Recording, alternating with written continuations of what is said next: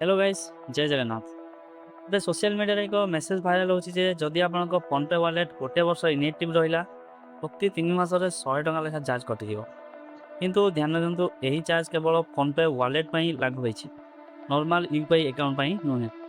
ଯଦି ଆପଣ wallet use କରନ୍ତି ତାହେଲେ ୱାଲେଟ୍ରେ ଟଙ୍କା ଆଡ଼୍ କରିବା, ରିସିଭ୍ କରିବା କିମ୍ବା ପେମେଣ୍ଟ କରିବା ଦ୍ୱାରା ୱାଲେଟ୍ ଆକ୍ଟିଭ୍ ରହିବ। ଫୋନ୍ପେ ୱାଲେଟ୍ ଆଉ ବ୍ୟାଙ୍କ ଆକାଉଣ୍ଟ ୟୁପିଆଇ ଦୁଇଟା ଅଲଗା ଜିନିଷ, ତେଣୁ ପୁରା ଡିଟେଲ୍ସ ଚେକ୍ ନ କରି ପ୍ୟାନିକ୍ ହୁଅନ୍ତୁ ନାହିଁ। ଫୋନ୍ପେ ୱାଲେଟ୍ ୟୁଜ୍ ନ କଲେ ପ୍ରତି 3 ମାସରେ 100 ଟଙ୍କା ଲେଖା ଚାର୍ଜ କଟିପାରେ।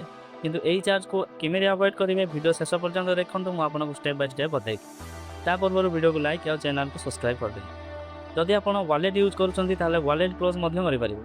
ତ କେମିତି କରିବେ ମୁଁ ଆପଣଙ୍କୁ ଷ୍ଟେପ୍ ବାଇ ଷ୍ଟେପ୍ ବତାଉଛି ଦେଖନ୍ତୁ। ତ ସେଥିପାଇଁ ଆପଣଙ୍କ ମୋବାଇଲରେ ଫୋନ୍ପେ ଆପ୍କୁ ଓପନ୍ କରିଦିଅନ୍ତୁ। ଫୋନ୍ପେ ଆପ୍ ଓପନ୍ କଲା ପରେ ଆପଣଙ୍କୁ ରାଇଟ୍ ସାଇଡ଼୍ରେ ଏଠି ହେଲ୍ପ ମିର ଅପସନ୍ ମିଳିବ, ତାପରେ କ୍ଲିକ୍ କରିଦିଅନ୍ତୁ। କ୍ଲିକ୍ କଲା ପରେ ଆପଣଙ୍କୁ ଏମିତି ଇଣ୍ଟରଫେସ୍ ଦେଖାହେବ।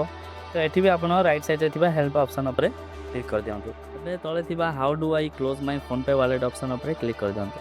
କ୍ଲିକ୍ କଲା ପରେ ନେକ୍ସଟ ପେଜ୍ ଓପନ୍ ହୋଇଯିବ। ନେକ୍ସଟ ପେଜ୍ରେ ଆପଣଙ୍କୁ ଏଠି କ୍ଲୋଜ୍ ୱାଲେଟ୍ ଉପରେ କ୍ଲିକ୍ କରିବାକୁ ପଡ଼ିବ। କଲା ପରେ ନେକ୍ସଟ ପେଜ୍ ଓପନ୍ ହୋଇଯିବ। ତ ଏଠି ଆପଣଙ୍କୁ ସିମ୍ପଲି କ୍ଲୋଜ୍ ୱାଲେଟ୍ର ଅପସନ୍ ମିଳିବ ନାହିଁ, ତ ସେଥିପାଇଁ ଆପଣଙ୍କୁ ଅଦର୍ସ ଉପରେ କ୍ଲିକ୍ କରିବା ପାଇଁ ପଡ଼ିବ।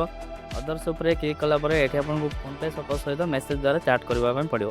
ତ ଚାର୍ଟରେ ଏଠି କ'ଣ ଲେଖିବାକୁ ପଡ଼ିବ ମୁଁ ଆପଣଙ୍କୁ କହିଦେଉଛି। ଚାର୍ଟରେ ଏସବୁ ଲେଖି ସାରିଲା ପରେ ଫୋନ୍ପେ ତା ତରଫରୁ ଫୋନ୍ପେ ଡିଆକ୍ଟିଭେଟ୍ କରିବା ପାଇଁ ଗୋଟେ ଅପସନ୍ ଦେବ। ତ ଏଠି ପ୍ଲିଜ୍ ଡିଆକ୍ଟିଭ୍ ମାଇ ୱାଲେଟ୍ ଉପରେ କ୍ଲିକ୍ କରିଦିଅନ୍ତୁ। କ୍ଲିକ୍ କଲା ପରେ ଏଠି ଆପଣଙ୍କୁ କ୍ଲୋଜ୍ ୱାଲେଟ୍ ଉପରେ କ୍ଲିକ୍ କରିବା ପାଇଁ ପଡ଼ିବ। କ୍ଲୋଜ୍ ୱାଲେଟ୍ ଉପରେ କ୍ଲିକ୍ କରିବା ପରେ ଏଠି ଆପଣଙ୍କୁ କ'ଣ ପାଇଁ ଆପଣ ୱାଲେଟ୍ ଡିଆକ୍ଟିଭେଟ୍ କରିବା ପାଇଁ ଚାହୁଁଛନ୍ତି ଏଠି କିଛି ଅପସନ୍ ଦିଆହେଇଥିବ। ତ ସେଠି ଆପଣ ଅଦର୍ସ ଉପରେ କ୍ଲିକ୍ କରି କନଫର୍ମ ଉପରେ କ୍ଲିକ୍ କରିଦିଅନ୍ତୁ। ତାପରେ ଫାଇନାଲି ଆପଣଙ୍କୁ ଡିଆକ୍ଟିଭେଟ୍ ୱାଲେଟ୍ର ଅପସନ୍ ମିଳିବ, ତାପରେ କ୍ଲିକ୍ କରି ୟେସ୍ ଉପରେ କ୍ଲିକ୍ କରିଦିଅନ୍ତୁ। କ୍ଲିକ୍ କଲା ପରେ ଆପଣଙ୍କ ଆକାଉଣ୍ଟ ଡିଆକ୍ଟିଭେଟ୍ ହେଇଯିବ।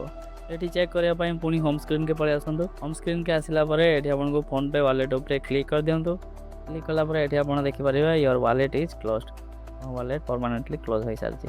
ତ ଏହିପରି ଟିପ୍ସ ଆଣ୍ଡ ଟ୍ରିକ୍ସ ପାଇଁ ଭିଡ଼ିଓକୁ ଲାଇକ୍ କରନ୍ତୁ ଆଉ ଚ୍ୟାନେଲକୁ ସବସ୍କ୍ରାଇବ୍ କରନ୍ତୁ। ଜୟ ଜଗନ୍ନାଥ।